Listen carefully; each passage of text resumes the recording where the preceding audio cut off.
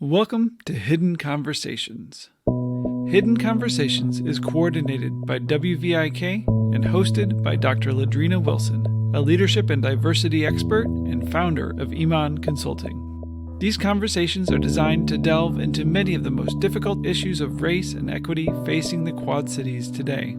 Many of these issues we hear about every day on the national news, but then are left unaware when they occur to our own friends and neighbors. We hope that by hearing firsthand stories and statistics from experts based right here in the Quad Cities, we can break down the myth that these things only happen somewhere else, and in so doing, increase our empathy for those who literally live right next door. Thank you for joining us this evening. Here's Dr. LaDrina Wilson. Good evening. Thank you so much for taking time out of your evening to be with us today. I just have to be completely honest. This evening is a little bit of a heavy lift. There's so much going on around us. So I just want to open up by sharing some thoughts with you before we jump into talking with our panelists today. I want to remind you that the purpose of Hidden Conversations is to share perspective. We come to explore and express the differences in our experiences along racial and ethnic lines. And these differences are sometimes culturally based and are often discussed in a manner that allows our lived experiences to be connected to systemic inequity issues that we are all responsible for addressing. Let me be clear, our intentions are to shed light on issues specifically related to the Black experience in our community. However, in light of the recent insurrection in our nation's capital, I want to take a moment to briefly address issues that keep playing over and over and over in my head. Last week, we witnessed what many people of color have anticipated for several weeks, months, and even years. To be quite honest with you, my brother, who lives out in Washington, said to me 2 years ago when the last campaign cycle started, he said, if our president isn't reelected, we are threatened to not have a peaceful transfer of power. We witnessed a group of domestic terrorists in our capital and wreak havoc, violence, and behave as barbarians because they believed their right to a free and fair election was not upheld. I watched the media display the stark contrast of images from protesters from Black Lives Matter March in DC from the summer of 2020. And you've likely seen these images too. The contrast cannot be ignored. The events from last summer and the events from last week are not, from my perspective, equivalent. I want to talk to you about the means and the ends. I do not support or condone violence in any fashion, and any group that does is not a group that I can get behind. My issue is not the means. Violence is not the means that anyone should use to address a grievance. My issue is the false equivalency with the ends. It's not fair to compare these two groups because one group is fighting for fair and equal treatment for lives of those who statistically and systemically been unjustly treated by our criminal justice system and the actors within that system.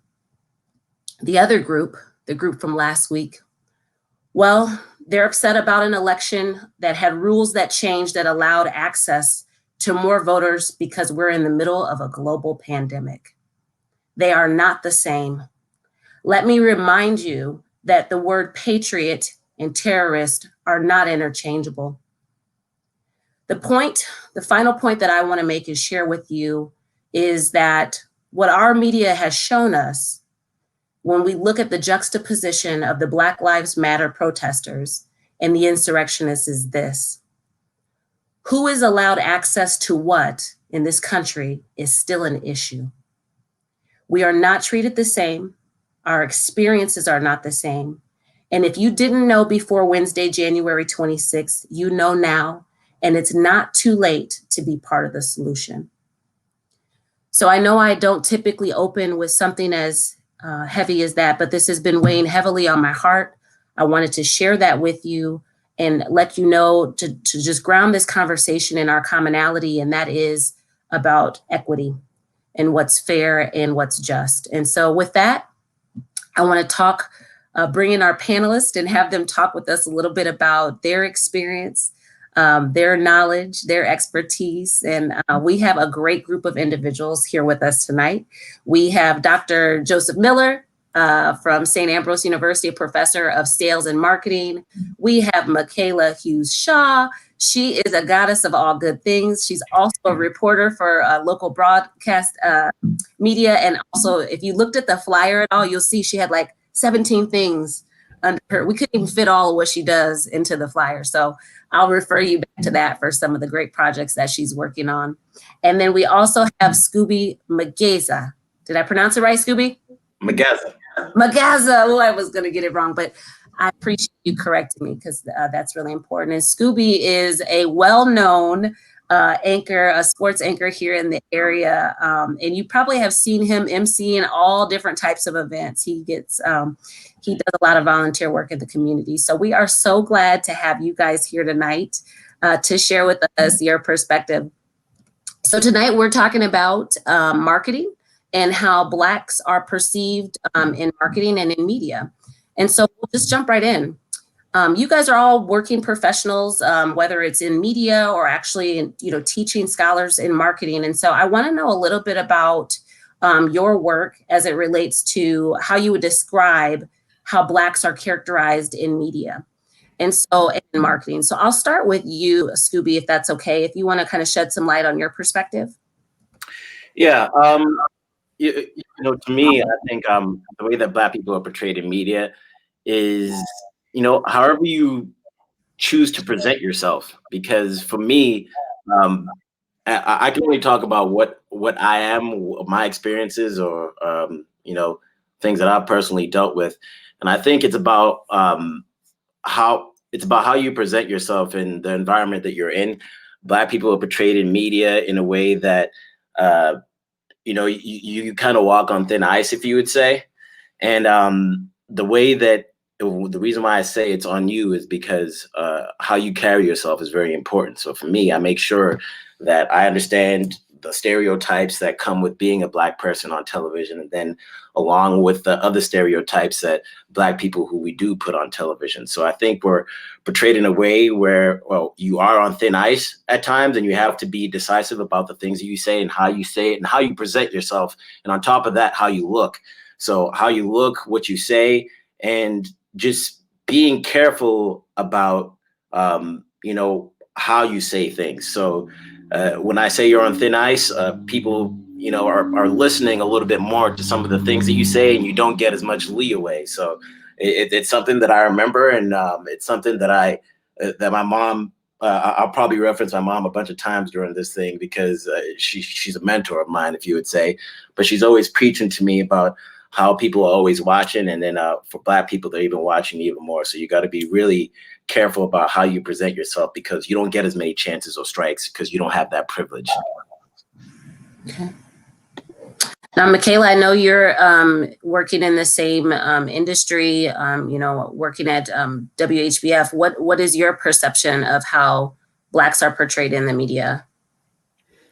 Yeah, well, I am what I would call myself a baby reporter. I've been in the trade for about 5 months here with the station. But prior to that, I actually did, I think this is really reflective, actually. I did a fellowship right before I came into this position with News 21. And we focused on representation throughout that fellowship, actually. And when I was in school as well, that was something that I really focused on. I have a certificate in critical cultural competence. And so I took quite a few classes that revolved around media representation and just how that impacts how we understand people that are different than ourselves. And when it comes to how I feel like people, specifically Black people, are represented in media, I would say that unfortunately it's very one-dimensional. It's not always necessarily positive. And it really just doesn't give anyone the chance because we're stereotyped. We're put into these characters, we're put into these boxes. And then as someone in media, kind of like what Skubie was saying, there is that added pressure because you know that that is how people of color are perceived. And so you do kind of have this, idea of the fact that you don't have as many chances as others. One thing that has been really important for me is appearance too, because women are already kind of under scrutiny as it is for their appearance, but especially a Black woman on TV every single day. I think about my appearance on a consistent basis in ways that I don't think others would have to necessarily. Just added pressures of making sure that you don't come across a certain way, trying to make sure that you come across in a professional manner. When you say a certain way, tell me what you mean by that. Well, a lot of what we deem as professional in itself is very whitewashed. And I always feel like there are times where we have to kind of either lessen ourselves to fit in. One thing I think about is hair, for one. Hair always is a topic of discussion. Back before natural hair was kind of accepted on television, and I would still say that it's still a big deal when a Black woman wears her natural hair on television. So we obviously still have a long way to go.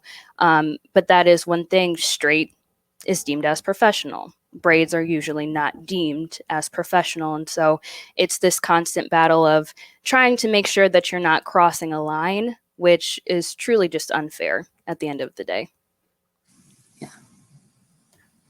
So, Dr. Miller, I know you have a slightly different kind of perspective coming from marketing, maybe. So if you could kind of give us that angle and what your experience is with how you feel Blacks are characterized in the media. Yeah, sure. Thank you for having me, by the way, and thank you for welcoming me in your community. I've just started fourth year living in the Quad Cities, so I'm kind of new to the area, but I'm very happy to be here and very happy to be with you all. When it comes to the area of marketing and specifically marketing communication, I think that what's really important to remember is that the era that we find ourselves in represents kind of like a transition from Blacks being portrayed as a curiosity to Blacks being kind of more incorporated into the public sphere. And what I mean by that is that this has been a long lift, as you know. This started off with Blacks being portrayed as just being purely inconsequential, like you could portray Blacks any way you wanted to. We didn't have to really worry about them at all. To an era where they were seen as an inconvenience almost, like their Blackness was almost an inconvenient part of their character. I would really get into this particular character if this person weren't Black, or if this Black is seen as almost like a Blackness is almost seen as like as a character flaw. This is something that Sidney Poitier used to talk about a lot. Like their Blackness is almost a character flaw. And then it moved into an era of curiosity. That is to say that like a lot of advertising managers and people who are in charge of putting Blacks on the media, they saw nuances of Blackness and they recognized it for what it was, but it was something to be experimented with, right? In other words, it was something to really just play with the edges of what Blackness really was while we tried to kind of like encapsulate that and figure it out. And now we've done a lot of that curiosity stuff and some to really unfortunate effect, which is what I think Mikhayla was really driving at. But now we're actually moving toward an era where Black people are just seen as part of the American mainstream. And that, again, we see a lot of pushback with that now. LaDrina, with your opening statement, I think we have a really good example of that pushback. I mean, that idea that Black people are a part of the overall mainstream of America, we get a lot of pushback from that. And that's kind of where we're at right now. So it's interesting that you talk about kind of this mainstreaming and how things have kind of evolved. You go back to Sidney Poitier, so I'm saying over the last 50, 60 years is what I would classify that time period.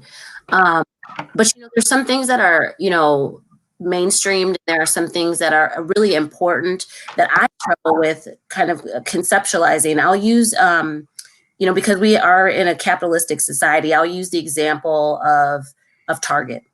I think Target is a company that has really done a lot of work and has shown an effort toward really trying to stand out and commit to issues related to equity, particularly for Blacks. I went into Target the other day, and of course they have the last couple of days they've had up like their Black history section. And it's got different shirts, it's got different books, it's got different, and it's like right there, right, near the registers at the front of the store, super excited about it. And I was like, oh, there's some great things that I've probably seen before already online because I have to seek them out for my children. I choose to do that, I should say. But what I thought was, it's still separate, right? Like it still has to be this month when we're mainstreamed for this month, right? And so like, why aren't there t-shirts that are celebrating Harriet Tubman out all the time? Why aren't there t-shirts that are celebrating other Black figures that are from our American history, our shared American history, right? That are available all the time. So it's this weird thing of this balance of companies that are trying to be sensitive, also trying to be relevant, right? But there's still this very kind of capitalistic kind of feel to it. I don't know what your thoughts are on that. Well, I think that a lot of what you're talking about is like kind of like the duality that we all kind of walk on as Black people. Like one of the things I used to argue to limited success was that I don't really know that we really need a Black History Month because Black history, like you just said, is American history. And so why can't we just celebrate Black history in just like we do American history? That's a part of the mainstreaming, that's a process.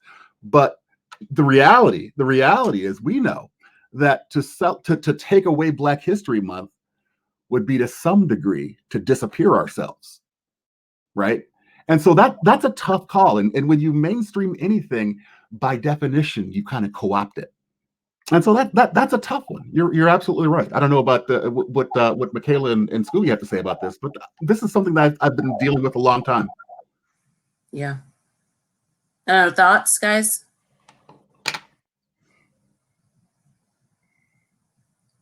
I don't know, Mikhayla or Skubie. I don't know if somebody's muted.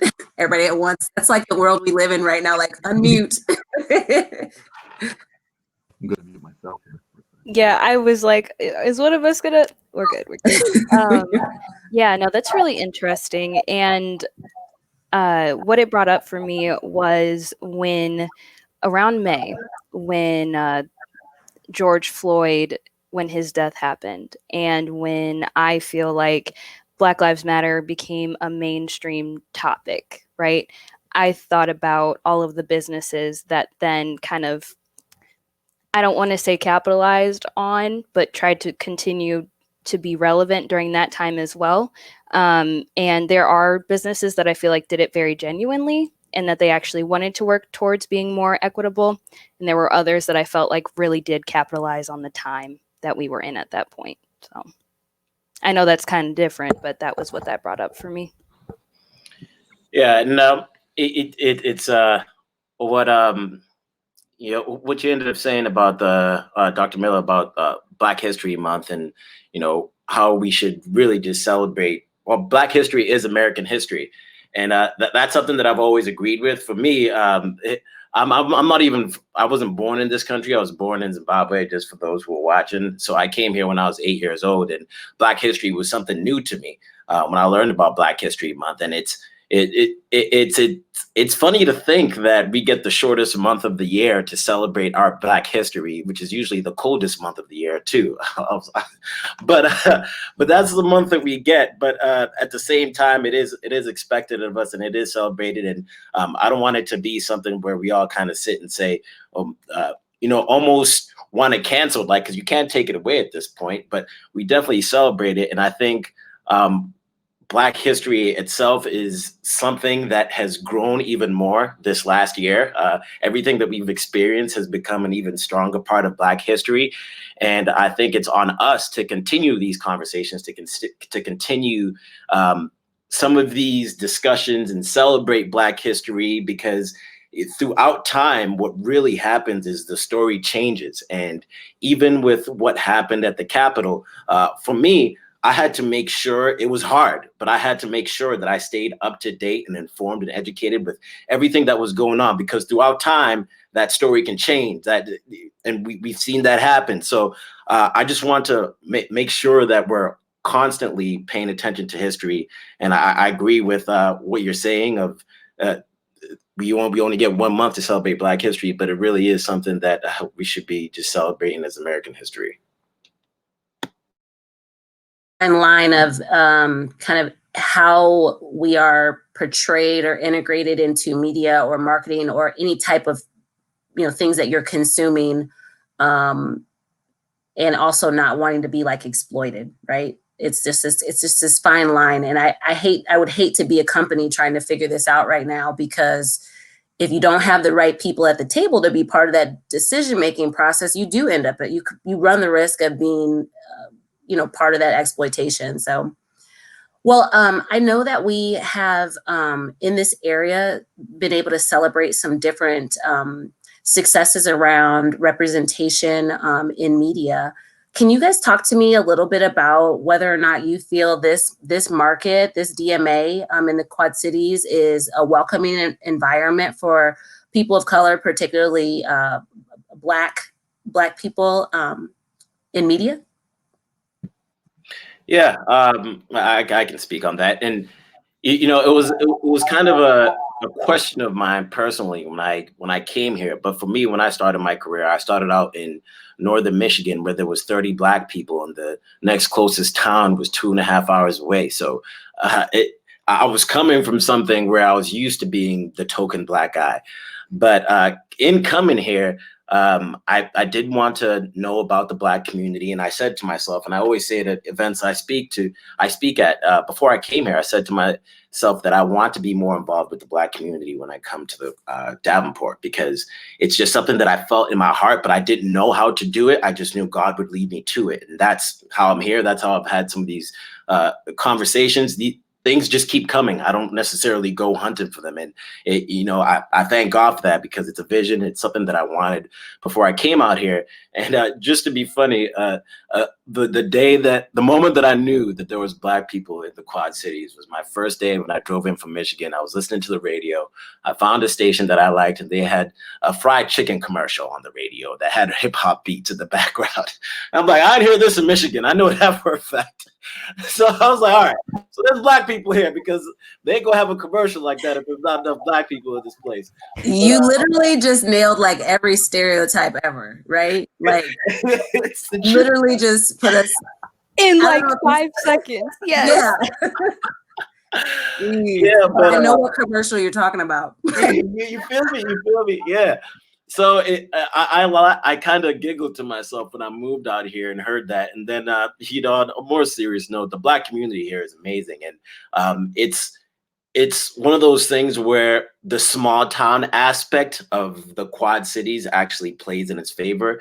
Because for me, my personal perspective of it is, even when I've done work with Black Lives Matter, or if I speak out on certain things, I still till this day have people that walk up to me in public and, you know, tell me how much they appreciate that. And then, you know, my barbers, I go to the barber shop and, you know, I feel the culture over there. I talk to them about Black issues.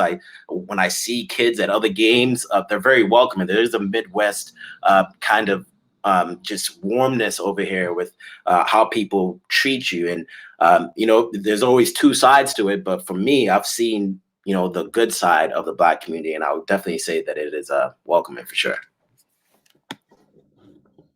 For the first year that I lived in the Quad Cities, this is the phrase that I heard more than any other phrase. We're so glad you're here. I mean, they said that all the time, and I knew instinctively what that meant. I mean, we're glad you're adding to the diversity of our university or of our community or of our neighborhood, and I think it speaks to Midwest and specifically Iowa politeness. But I mean, there's a double-edged sword to that Iowa, you know, and Midwest politeness, where people tend to stay kind of cloistered and stay kind of close to what they're comfortable with. And even though they are telling me to my face, they're glad I'm here, I think there's still kind of a natural instinct to kind of cluster around who they think is most like them. I'm from the Midwest myself. I grew up in Michigan, but not Alpena. I grew up in Detroit, and so I kind of understand what that's like. Where that was very relevant from the city to the suburbs and stuff like that. So yeah. So it seems like, based on what you're saying, is we here in the Quad Cities anyway can be very welcoming.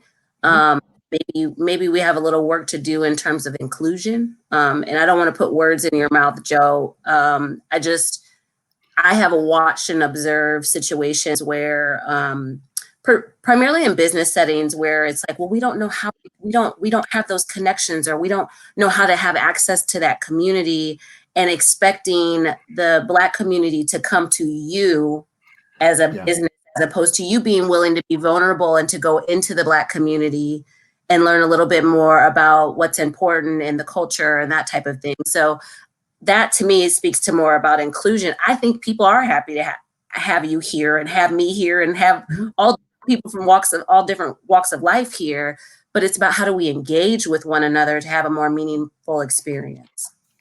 Yeah, I completely agree with you, and I think that there's a natural tendency, particularly in the American Midwest, to want to be able to not really extend. I mean, to be frank with you, there's a tendency from coast to coast to not do this, but it's a special brand of it here in the Midwest, where we don't really want to like engage with too many things outside of our what we used to call a comfort zone, and we have to find ways of really. I think it's the responsibility of all of us to really try to figure out how to break down those barriers.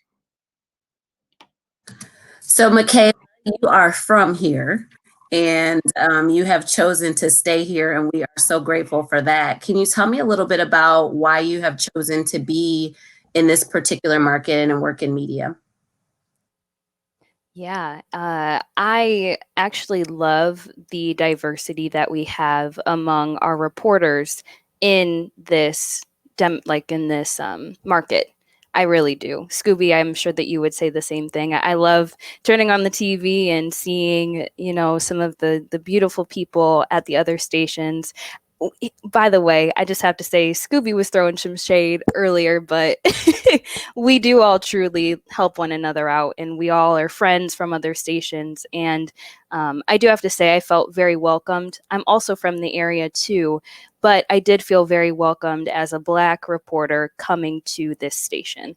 And I do have to say, I feel like the market itself in terms of media is pretty welcoming to reporters of color. And I also feel like it's just so important to have those people at the table and to have those people on screen, because there may be stories that we tell that others wouldn't. And like, I commend you, Skubie. I remember watching the segment that you did do about Black Lives Matter around, I'm not sure when it was, but I just remember watching that and saying, wow, that is such a beautiful way of using your voice and using your platform in order to spread a really, really important message. So I came back to the community, though, because I never really left. I mean, I went to the University of Iowa, but every weekend I was back for something. And I've always been pretty deeply rooted in the Black community here, too.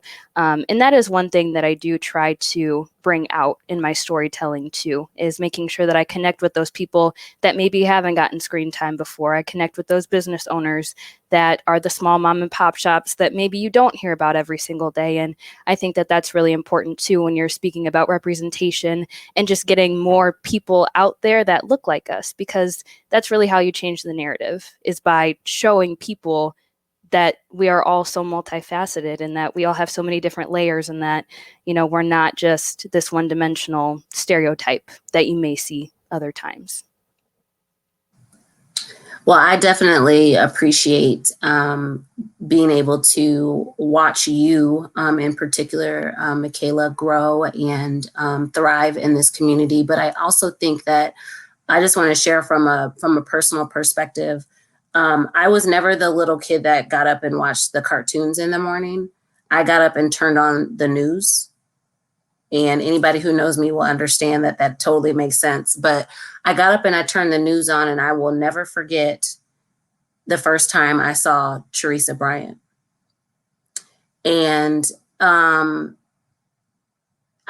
just remember thinking she was the most beautiful woman I'd ever seen, and feeling instantly connected to her. And while I didn't pursue media, I just remember feeling like, wow. And I couldn't put it into words then, you know, as like probably, I think I maybe was 9, maybe 10.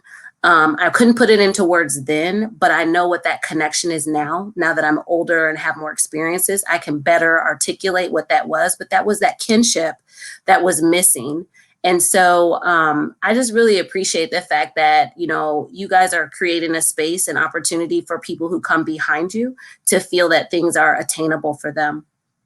Now, Mikhayla, you kind of mentioned like some of the different maybe mom and pop shops that you feature, and Skubie, some of the work that you've done related to Black Lives Matter. Can you tell me a little bit about like who decides what gets to be on TV? Who are the decision makers, and who influences what we see at the local level, but also more broadly? I'll start with you, Mikhayla. Yeah, it really starts with reporters.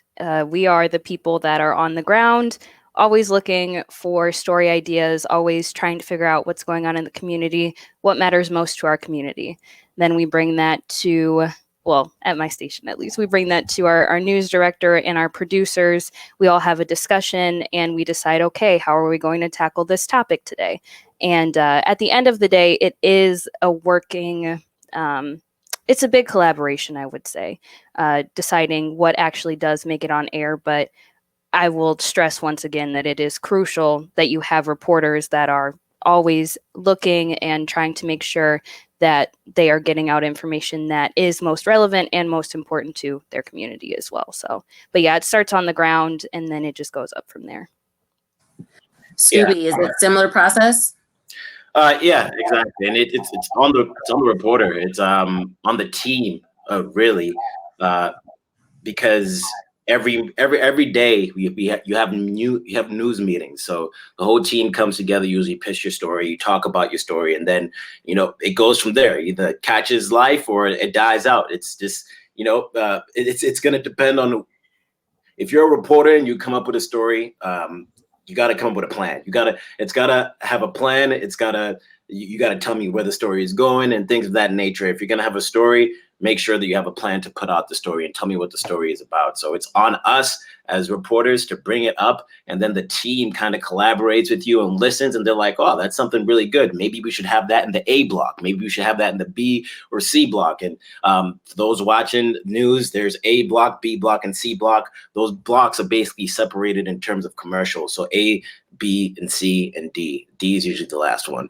So it's on us as reporters to bring up these stories. And another thing that I kind of wanted to bring up about this is it's also on you as the viewer as to what you want to watch on television and or what you want to see on social media. And one thing that I've always done that a very important tactic that I feel helps, kind of with my filterization of media is filtering my timeline, filtering the things that I see. So I think that's also important with people who are trying to, get information every single day, is to also filter your timeline and then know which reporters are really giving you the true story. Oh, is this station the one that usually tells the story the way? Are they usually doing these type of stories and things of that nature? Okay, so when you were referencing filtering to kind of tell which reporters or which station is giving you accurate information, I don't want to take your words. That really struck me, because we all like have our own kind of social media in particular creates these kind of echo chambers, right? So what we perceive to be real and accurate is shaped by our information bias, like how we process information. So what I want to know is like, what strategies do you use if you're looking at, I will say this, I see a lot of negative stories on TV, on the news. I know there's a lot of good things that are happening in our community. Why do those things end up being the things that the negative things end up being a lot of the things that we hear about, as opposed to the good things? I share good things on social media. I know that other people do too. So can you help me better understand what you mean by that? Yeah, I think it's also just human nature in terms of drama tends to attract more attention. Somebody can give you 50 compliments and tell you how good you are at something, and then one person tells you you're bad. You're going to remember that one bad one over the 50 other comments that you heard. So I think drama and negativity is something that people tend to pay attention to more. So when I say filter your timelines, for me, I think it's important to filter the information and the timeline that you take in every single day, because we have to realize the type of power that our cell phones and timelines have now. I mean, how many times a day are you whipping out your phone and looking and scrolling down your timeline and reading up on news? I mean, if you add all of that up, that information is going to be really influential towards your perspective and opinion to certain topics. And, if I could just speak as to some of the things that we get in our Facebook Messenger for our station. I mean, we have viewers sometimes that message us news stories from outlets that aren't even real, that have the wackiest timelines and tell us to throw it on the news. So, we get those things all the time. And it's important to know which information that you're bringing in and filter it, so your opinion and the details that you're getting for whatever story or topic are exactly where they need to be, and they're informative. And that's what I mean by filtering your timeline, just making sure the energy is right and the focus is in the right place. Yeah, one thing I'll add to that too, kind of going back to how we were talking about, your stories are this collaborative piece that happen in the mornings. You kind of get Scooby knows, but you kind of come in with your idea. If you have a plan, that's great. You get sent out on it, come back, edit it together, put it on air. But I think one thing that is really important too is that you advocate for your story and the way that you think it is most accurate to be told. LaDrina, one thing that we had talked about, or one thing that you had said when you were sending us emails and questions and all of that about tonight's topics, I know one thing you mentioned is making sure that you accurately depict the people that were at the Capitol, right? Not calling them patriots, not calling them protesters when they were actively defacing property and they were, trespassing. So making sure that you advocate for them to be called what they are. And just like when you're reporting on stories about minorities, making sure that you're using the proper language. And I think that that's important too when you're trying to control a narrative, and making sure that you're getting accurate information out there. You're not relying on stereotypes, you're just telling it like it is, because I feel like a lot of the problems that we have in media, and mostly at the national level, because at the local level, we're just trying to get you the most accurate information. We're trying to make sure that you have that you know what you need to know to go on about your day. But at the national level, there are outlets that will use stereotypes, and they'll use that clickbait, and they'll use just these negative representations, specifically of people of color, for clicks. And that's a problem too. So one thing that we can do here at the local level is making sure that we are accurately depicting people in the way that they should be. Okay, so I could go down this whole, like, you're gonna send me down a rabbit hole if I don't pull Joe back in on this, because I want to like know how you decipher. I want to know all of that, but that might be like an offline conversation, or if we can circle back to it. But I also know we have some listeners who probably come from the world of marketing and communications, and so I want to know, from a marketing perspective, who decides what we get to see, and do you feel, based on your knowledge, there's accurate representation of different perspectives at the decision-making tables in those spaces? And that's for you, Joe. Yeah, I appreciate that, Dr. Watson. That it becomes difficult because who decides what we get to see? It's important to remember we're talking about a very small number of people anyway. When we talk about the people who are in like making decisions for like what gets shown in terms of marketing communication, or what gets put into an advertisement, or what gets put into a promotion, you're talking about a shockingly small subset of the population of the United States of America, and largely it is not made up of Black people.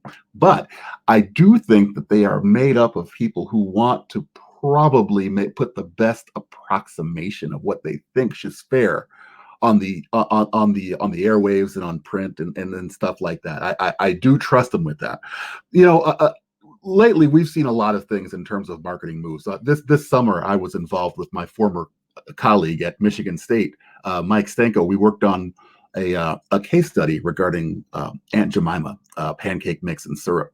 And one thing that, I mean, if you're familiar with the story of Aunt Jemima, you know that Aunt Jemima has gone through a lot of changes. I mean, there was something that was made to invoke the antebellum era of slavery, right? In other words, they created the character of Aunt Jemima based on a minstrel song from way back in the 1880s.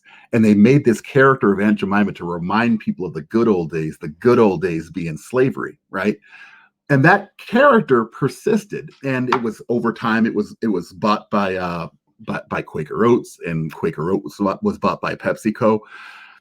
And as a kid myself, you know, as a young person, we used to eat Aunt Jemima pancakes all the time. And frankly, I didn't see anything nefarious about it. Not until maybe 3 or 4 years ago did I really do that. And that shows that, you know, even though they weren't really necessarily trying to push the negative aspects of Aunt Jemima's history, they still wanted to be able to keep a hold of that brand, right? That brand was something that had a life of its own. I was using the brand, you know, my folks used the brand. My own family, we were eating Aunt Jemima pancakes not too long ago, but now we understand. We know better because, frankly, the sang-froid of the times gets us to kind of know better about, you know, what things we should be like putting forward in terms of imagery. I taught that case, by the way, to my own students at St. Ambrose, as well as talked to about it with Mike's classes in North Carolina State. And one thing I was trying to do was play the devil's advocate. Like, is this getting rid of Aunt Jemima not a form of cultural erasure? And that it's a difficult question, right? Even though we don't really like the history of that particular brand, is getting rid of it, is it really something that represents, you know, getting rid of ourselves to a certain degree?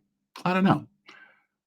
I know that's a long way from the question you just asked, but I mean, no, it does. It resonates with me because you see the same thing happening with other brands. Like we've got the Washington football team, and you see this departure from things that have been that are perceived as culturally insensitive by not just people who come from that particular segment or population, but you also see other people who acknowledge things as culturally insensitive. And so I understand this notion of erasure, but I also recognize there's a difference between erasure and uplifting something that maybe wasn't worth putting on a pedestal or celebrating. And I see the same thing. I probably could make a parallel between some of these monuments that people want to take down and that type of thing. You hear the arguments for that. So I guess the thing that resonated with me the most and the example I give with people when I have these types of conversations and people are playing devil's advocate is, there was a guy out of New York. His name is Frederick. I can't think of his last name. I follow him on Twitter, but he put on a Washington Redskin t-shirt, right? And instead of it being the Native American caricature, it was a white dude. Caucasians. Yeah, the Caucasians t-shirt. Yeah, the Caucasians, right. Yeah. And so, and I'm just going to tell you, people were ticked, right? Mm-hmm. They were upset. They were frustrated. They were angry. Like, why would you do that? And so it's in those spaces where you realize that if this bothers you, that this image has been turned into a caricature, how come you should be able to have empathy and not anger, right? And so why, I guess I don't understand why people get so hung up on holding on to things that if you used a rational mind and maybe not an emotional mind, you could get to a space where you better understand where that group or that culture is coming from and why they maybe wouldn't want it represented in that way. Dr. Wilson, I think that a lot of brands are based on the concept of building lore for themselves. And by the way, I realize I called you Dr. Watson earlier. That is so elementary. It's like Randy Watson from sorry about that. All brands they want to be able to build lore for themselves. I mean, you have all these NFL teams, they draw upon people's notion of history. They want to be able to say, listen, we've had this, the feeling that you have about your football team is the same one that your grandparents had or your great grandparents had about that. I mean, they draw upon that because lore is critically important to a team like that, to basically any brand, to tell you the truth. I mean, our affinity for Coca-Cola now is very dependent on how Coca-Cola has been a part of all of our lives in some way or another, and we remember these good feelings that we have associated with that brand. Same is true of football teams. Now, you have a team like the Redskins, we lose our ability over time to really critique what that name represents. We actually, it shuts off in our brain. And what we remember are the good times that we had with the team, right? All the times that we remember those big games with Dallas or big games with the New York Giants or something like that. That's what we remember. And we lose our ability to understand after a while what the significance of that name actually is. And so that's a big, I'm sure you guys probably have other insights on it as well, but that's just something I've noticed. Yeah. It is a little bit troublesome to me how change adverse we are as a culture. It's like people hold on to the strangest things and the strangest ideas, and make these loose connections. And it's like things are made to evolve. Change is okay, especially if that change incorporates new perspective. You're going to see more change. But for me, it usually goes back to it's usually about power sharing and who gets to make the decision and why you get to take over something that means this much to me. So I don't know, they're just very interesting dynamics, some of the emotional connections we have to things that you seemingly shouldn't be emotionally connected to. Yeah, if I could just touch upon that. When I saw that question before we had this, the first word that came to my mind was history. History is important to people, and they tend to attach the history that comes along with that name as that being the most important thing that needs to be preserved. Although there's a negative mindset or racist mindset that's attached to a certain thing, the history behind it is what people want to stay so connected to. And I think this summer, moving into this college football season and to where we are now is, we saw the Mississippi football team, players on that team say that they're not going to play anymore unless they change their flag, which was a Confederate flag. And we saw statues being taken down at football stadiums, professional football stadiums, and places all over the country because it had slave owners up there as statues, all for Black people to look at right in the eye. And I think I heard someone say one day in Germany, you don't see statues of Hitler or Nazis. So why are we seeing slave owners as their statues in America for Black people to see all the time? So the history part of this country is something that we need to realize that our history is racist. And our history is something that we have to face. We understand that it is a part of American history.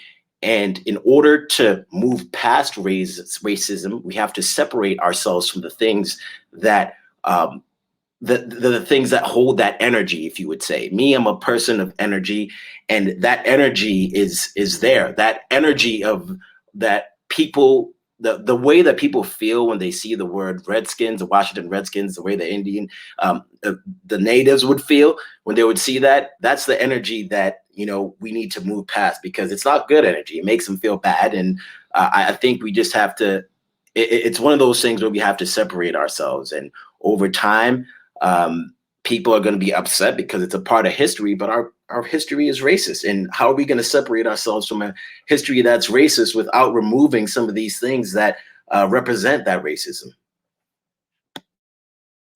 Mikhayla, do you have any thoughts on that? No, I don't even know if I can follow what Skubie just said. That was, I just agree wholeheartedly too. Like you said, LaDrina, it's so interesting how people cling on to some of these American staples, as some call it. And I mean, how are we going to move past some of these issues if we just continue to let things be how they are? You know, I think it comes down to us actually speaking up about it, recognizing where we fell short in the past, and trying to make change. Yeah, so I think that the thing that sticks out to me the most is that recognition, and the fact that some people still don't recognize it, right? And so you've got monuments staring you in your face. You've got insurrectionists who have made it very clear, and it's still, people are still figuring this thing out, because we don't know how to talk about it, which is why I'm really grateful for like Hidden Conversations, right? So that we can have a space where we do talk about it. But I also know that one of the things that I kind of batted around to you guys is this notion that media uses phrases like white nationalists, or it uses phrases like racially charged, instead of just calling things what they are. Like, somebody can say something that is racist. It's not racially charged, right? And like, white nationalist kind of lets people off the hook when we're really talking about white supremacy. And so it's like understanding what the role is in marketing and media and shaping that discourse, but also like doing your own work to decide who gets to decide what conversations are taboo and what conversations aren't. Mm-hmm. Who gets to decide that you can place a meaning on one flag and that makes it okay, but you can't apply the meaning on another flag and without making people upset? And so I don't know. I just think that the media definitely plays a role, and the information that we consume definitely plays a role. It's one of many parts, but I think there's a lot of personal work that we need to do to have a better understanding of why we have some of these attachments to things and what they mean to other people. So some of the things that we try to like really focus on as part of our conversations is not just opening up the door to kind of difficult topics, but also opening up the door to what solutions could be. And so I know that consumers are inundated with messages all the time. I've been reading this book. I'm going to recommend it to you. I'm not putting a plug. It's not anybody I know, right? It's just called Biased by Jennifer Ebhart. She did a study out of Stanford. She's a professor at Stanford. She did a study in California with police and biases, and did different training that was created to reduce racial bias. But the initial phases of it is to acknowledge that it exists. Like, our brains are wired to put people into categories and boxes, and it's based on all the information that we consume over the course of the day. Some of the negative imagery that you see, some of the in the media or in various publications. And so I guess I wanted to just kind of ask you guys, what are some of the things that you would recommend our listeners do to overcome any perception or attitude bias that may exist based on media that they've been exposed to? I would say one big thing is to not just take things for face value.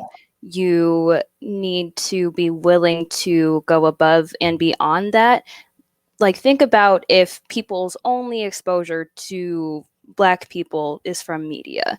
What are some of those ideas? What are some of those stereotypes that may have been perpetuated to them? And so I think it's really on people to dig a little bit deeper and to think a little bit harder and to not just accept what they've seen.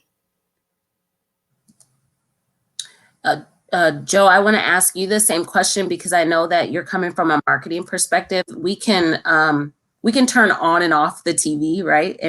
But we can't stop driving past the billboards if we've got places to be, and we can't, I can't figure out how to get YouTube to stop interrupting every time I'm trying to do something. There's messages that they're sending me ads all the time. I think they want me to buy a subscription, and then maybe I won't get all that, but I'm not going to do that. I'll just keep waiting my 4 seconds or 5 seconds. But my point is, we are inundated with messages from a marketing perspective. What are some of the things that we could do to overcome some of those negative or some of those messages that reinforce negative bias or perception? What I believe, and I've been studying marketing for 20 years, and what I now believe and I'm convinced of is that people respond and make decisions and act based on motivation and incentive. I mean, the things that cause people to do some of the things they do, they're acting out of their own bounded, limited set of information about who this is going to affect. And a lot of the things that we sometimes see out there in the public sphere, we see it and we interpret it as racist and we interpret it as prejudice. Yeah, I mean, it is, but that's because we see it, but we have a different set of information that they might see, right? So what I think is important for us is to really, the best we can do is to really reach out there and get the putting ourselves in the cultural mainstream is going to take care of a lot of this. In my own life, one of my best friends is a lady from Korea, and I met her during grad school, and when I was at Michigan State, and we were very good friends. But her exposure to American media had caused her to have a lot of, how could I say, really big misconceptions about what I might be like. And it was clear, and she was just stunned at like how much she had been exposed to. She thought that our system of media, the movies that she'd seen, the TV shows, perhaps advertisements, she thought that was a representative of what Black folks in America were really like. No, it's not. And so now what have I done? She's one of my best friends, and I've created a global advocate. She is right now in Macau. And she does a lot of thoughts about like her experiences with me and my family, my mom, my grandfather, and she has a different insight, not just one person in the global community. And what I'm saying is that if she had those biases, then Chuck from down the street has those biases. So that's a part of our job now is to really kind of put ourselves in front of these folks and kind of break through our comfort zone to really kind of show what we're really like, so that when decisions get made, we get consideration. Yeah. So you talked about, kind of having this being a cultural informant, right? As one strategy of helping overcome some of this. I want to know, what are your go-to resources if you are trying to have a fair and accurate depiction of information and of people and people of color? What are the sources that you could recommend to a listener to say, if you want to really know what's going on, if you want to really have a fair depiction of a particular group, what are some of those sources that you use to kind of validate the experience of Black folks? I spend a lot of time on YouTube myself, LaDrina, and one of the things that I have been using for quite a while and am a contributor to is blackdemographics.com. Black Demographics is a complete and total quantitative look at all of the aspects of the Black experience demographically in America.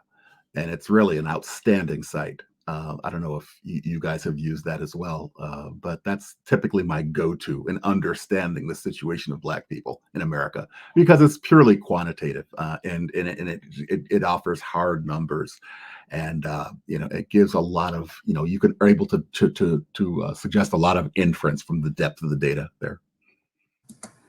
I know you asked if we'd been to it. I'm over here taking copious notes. I'm like, okay, note to self. Yeah. After that 5-second ad, I should be able to access .com. Yeah, Black Demographic. That's demographic. Yeah. And how about for you, Skubie? What are some resources that you use? When I saw that question, I kind of thought to myself, what are the resources that I use? And I can't sit here and say I have some website or something that I go to or some podcast that I listen to. Me, it simply goes back to filtering my timeline. I follow Black people. I follow a lot of people that speak on, social justice issues that I know aren't necessarily spewing out propaganda. I follow concrete, detailed pages with real news sources, such as like the Associated Press and things of that nature. And then for me, I just make sure to follow the people that I know are giving me information that is relevant towards me. At the end of the day, I think the most important thing with all of this and how I handle myself every single day as being a Black person in media is having tunnel vision and only controlling what I can control and being the best version of myself every single day. And the best way for me to do that is to make sure that the information that I'm giving to myself every single day is information that's fruitful.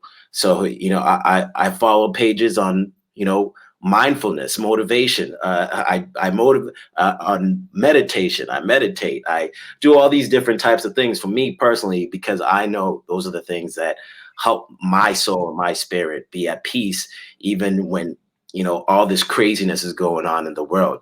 So it's just about making sure for me, I don't have something to recommend, but I can't stress how important it is to filter your timeline, even if it be friends or family members who say things that spew out propaganda. Unfollow, because as soon as you start reading through those comments, you get caught up, and then you want to say something, and then people. One thing, a quote that I love is, "You can't argue with an idiot because they'll beat you with experience." So you can't argue with the racist because they'll beat you with experience. Avoid those conversations, avoid those comment sections, and just filter your timeline. That's if you're gonna leave with one thing from this, in order to improve, filter your timeline. Follow more Black people who are in news, because those people are going to tell Black stories and tell it from a Black perspective. If you want to be able to understand how Black people feel, follow Black people, because we'll give you our perspective. And that's been my whole thing ever since I got into this field. All I can do is give you my perspective. As news reporters, we share information, and I just want to share information and share my perspective. So that's what I would say. So I know you said that, you can't give us an explicit source, but you definitely gave us some concrete steps. And so I'm appreciative for that. And one thing that really resonates with me is because like a lot of the work that I try to do, especially when we're having conversations around diversity and inclusion, is around centered on moving from love, right? Moving out of love and compassion and being able to access empathy, not sympathy, but empathy. And some of the practices that you referenced that, following things that are going to feed your soul, basically allowing space for meditation and mindfulness, all in discerning the information that you receive. It allows you to center on those things that are important and give energy and time to those things that are worthy.